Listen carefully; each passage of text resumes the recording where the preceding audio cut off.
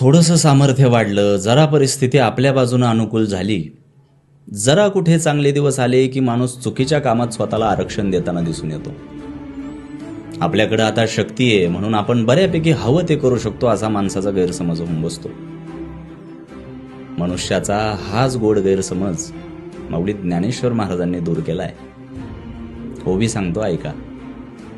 केले काम्य कर्म तैसे, फळ भोगावया धरणे बैसे, न फेडिता ऋण जैसे ओसंडीना.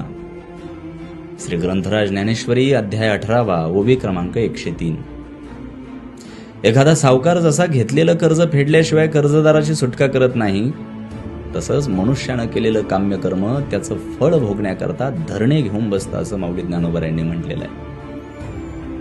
आज परिस्थिती आपल्या बाजूने आहे म्हणून जर कोणी न्यायाच्या विरुद्ध वागत असेल, त्यांना एकच सांगा, भोगल्याशिवाय सुटका नाही.